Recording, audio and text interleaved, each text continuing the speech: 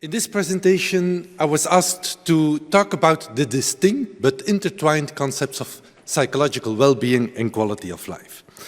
And the first question that you have to ask at that moment is that, is mental health, is psychological well-being, is that the same as quality of life, or is it something different? And I have 15 minutes to address that, but I would like to start with one particular study where we looked at mental health and quality of life, and we see indeed a moderate correlation between these two concepts. But when you look at the shared variance, it's only 34% shared variance that you have. It clearly shows that indeed mental health and quality of life have to do with each other, but these are different topics, different concepts. Quality of life, when we want to have a good understanding on what it is and how it is influenced, we can rely on a model. It's a theoretical model developed by Wilson and Cleary. And it indicates which factors work on what, and at the end, how the overall quality of life of individuals, our patients, but also healthy individuals, how they are involved. So overall quality of life is, so to speak, in this model, the ultimate endpoint of what we can achieve.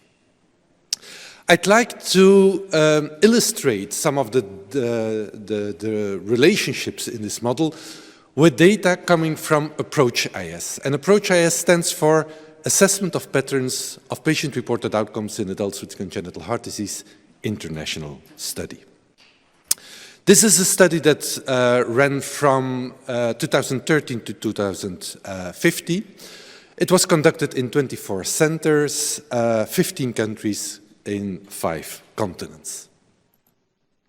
Overall, more than 4,000 patients have been enrolled in this study with a fair gender distribution. The median age was 32 years, and 1/4 had a mild heart defect, about half had a moderate heart defect, and another 1/4 had a complex heart defect. And although we are talking about psychological well-being and how this is related to quality of life, let me start, for the sake of completeness, let me start with biological and physiological status, because as clinicians, this is what we look at very often. When we are trying to see to what extent the type of heart defect is related to quality of life of our patients, this is actually a ridge line plot coming from Approach-IS, indicating that there is some variation across the different heart defects. And no surprise, people with cyanotic heart disease or Eisenmenger syndrome, they are having the worst quality of life. People with isolated aortic valve disease or coarctation of the aorta have the best quality of life. Quite often we think that a simple ASD or a simple VSD is the most benign heart defect, resulting in the best quality of life. Well, these data show that this is not the case. It's the aortic valve disease and coarctation that has the best quality of life. But although there is a relationship between the heart defect and quality of life, this type of heart defect only explains 1.1% of quality of life. So this is not a strong predictor for patients' quality of life.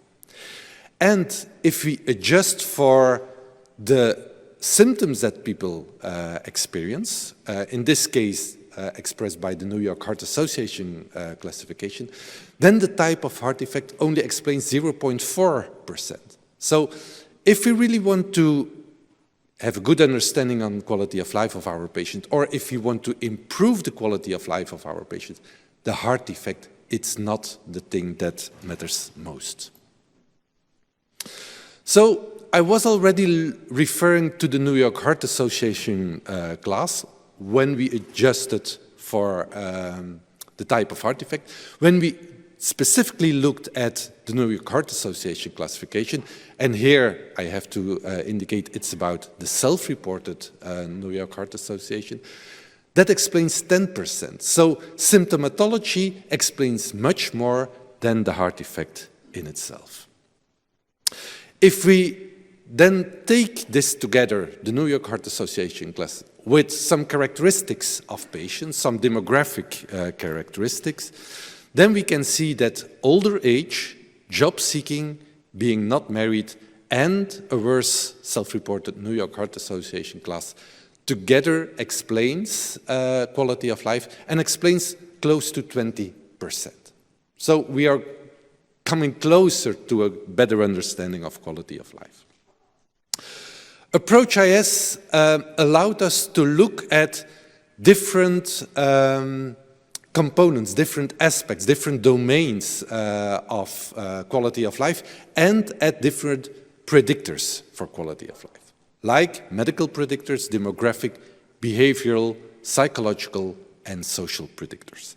And for the sake of this presentation, I'd like to focus on the psychological components, or psychological predictors, psychological factors explaining quality of life. And the first is illness perception. How do people look upon their condition? Is this predictable? Do they have an understanding of the cause of the heart defect, and so on? And illness perception explains 16% of quality of life of the patients. Then sense of coherence. And sense of coherence is a measure that refers to how people look upon the world, how people look upon what is happening around them, how manageable are the things that are happening around them, how meaningful are they. And to a certain extent, sense of coherence is an indicator for the resilience of patients. And sense of coherence, as you can see here, explained 17% of the quality of life. However, interesting with data coming from Approach-IS is that we can also look at what is the predictive value, or what is the relationship in the different countries. And as you can see here, in countries like Belgium, Switzerland, USA, you have a very high explained variance of sense of coherence related to quality of life. There are countries where this is much lower, like India and Taiwan. So at a global level, 17%, but a high variability across the countries. So to a certain extent, this clearly shows that we should not generalize the data that we have from single center or single country studies. Illness identity, that's another very fascinating concept. This has to do with to what extent is the illness integrated in someone's life, and to what extent is someone feeling as someone with an illness. And there are 4 dimensions in illness identity. Being engulfed, people who are really engulfed by the condition, and they are the condition, so to speak. People who are rejecting the condition, they put it away and they don't want to talk about it, don't want to have to do with their heart defect. And clearly these are 2 maladaptive dimensions. And then we have acceptance and enrichment, people who feel enriched by having their condition. And what we learned so far is that engulfment, rejection, and acceptance are factors that play a role in explaining quality of life and other patient-reported outcomes. And then finally, self-efficacy. This refers to, do individuals have the feeling that they are able to perform certain behaviors, to manage their condition, to deal with what the challenges of life are. And general self-efficacy explained close to 10% of the quality of life of our patients. Once again, with a huge data set like Approach-IS, we can model and see what is the cumulative additional impact of the different factors. So let's start with congenital heart disease complexity, mild, moderate, or complex. 0.4% of the variance of quality of life is explained by this.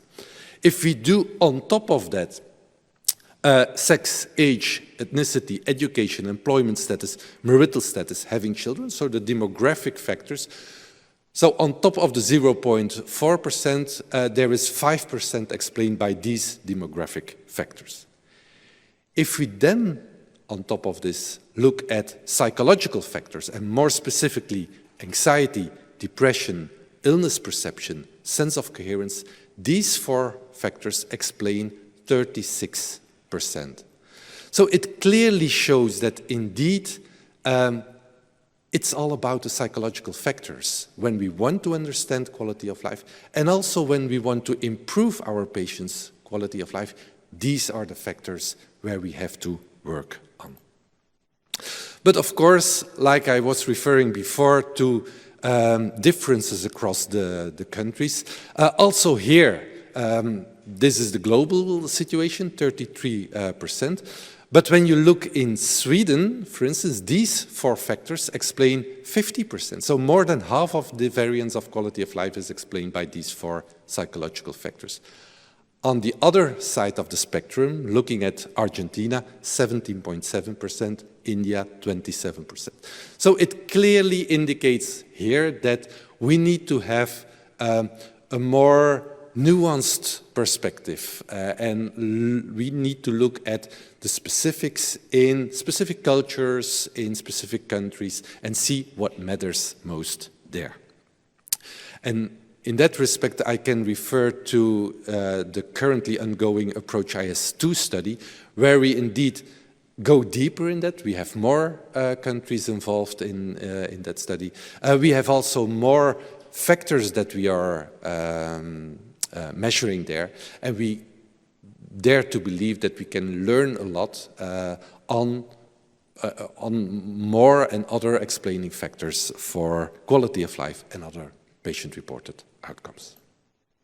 Let me come to the conclusion of this presentation. Psychological well-being is not the same as quality of life. And therefore, if you read a paper where mental health or psychological factors have been measured and the authors draw conclusions in terms of quality of life, clearly that is not how it should be. Psychological factors are very strong determinants of quality of life, if not the most or the strongest determinants. And that's the reason why mental health care providers in CHD are not nice to have, they are a must-have. Thank you very much.